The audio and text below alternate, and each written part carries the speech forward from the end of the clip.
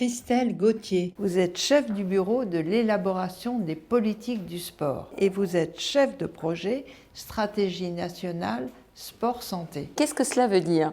Donc, au sein du bureau que j'ai l'honneur de coordonner, nous travaillons à la mobilisation de l'activité physique et sportive ou de l'engagement dans le sport au bénéfice d'un ensemble de politiques publiques autres que celles du sport, c'est-à-dire en quoi le sport peut aider à mieux vivre en société, à mieux s'émanciper, à mieux éduquer, à être en meilleure santé, à davantage inclure, à favoriser l'attractivité des territoires, etc.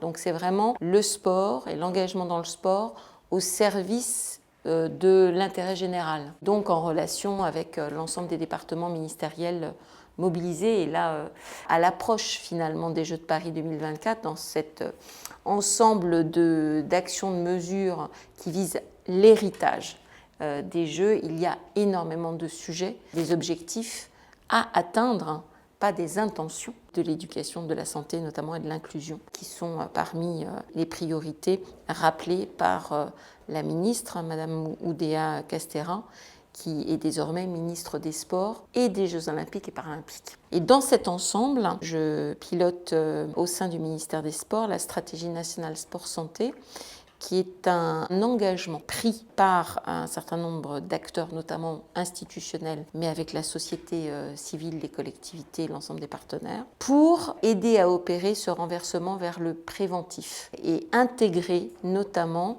dans le quotidien de chacun, à tout âge, une routine d'activité physique, d'amener chacun à appréhender comment, avec cette activité physique et sportive, parfois une activité physique adaptée, chaque jour, on grandit en bonne santé, on permet aussi d'améliorer sa qualité de vie dans le temps. Quand on est malade, ne pas pratiquer une activité physique régulière, parfois adaptée, pénalise les conditions de vie dans son quotidien.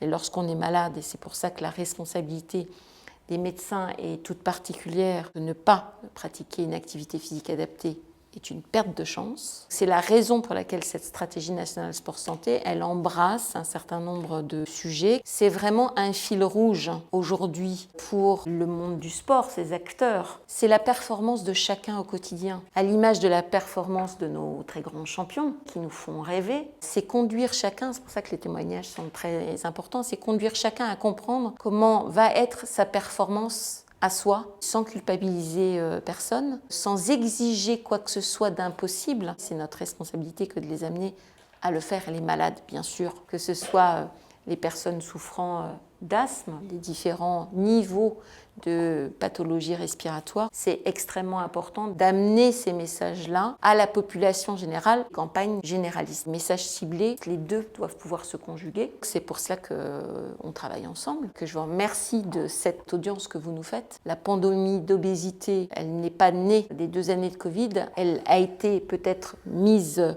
en exergue comme l'importance d'avoir une activité physique, une santé physique. On parle beaucoup de la santé mentale. On commence tout juste finalement à venir sur cette santé physique qui est chez les jeunes particulièrement importante à mettre ou remettre à l'honneur. Aujourd'hui, des enfants, des adolescents dès l'âge de 14 ans développent du diabète de type 2. Plus de 50% des jeunes ne respectent pas le minima d'activité physique recommandé par l'OMS au quotidien. Il y a une mesure de généralisation de ce qu'on appelle les 30 minutes d'activité physique quotidienne à l'école. Le président de la République a décidé de généraliser à la rentrée prochaine, donc pour l'ensemble des élèves des 36 000 écoles du territoire national, en complément des activités physiques déjà identifiées, d'éducation physique et sportive, et qui a pour objectif précis de réduire d'une part la sédentarité et l'inactivité physique, et d'autre part d'éduquer.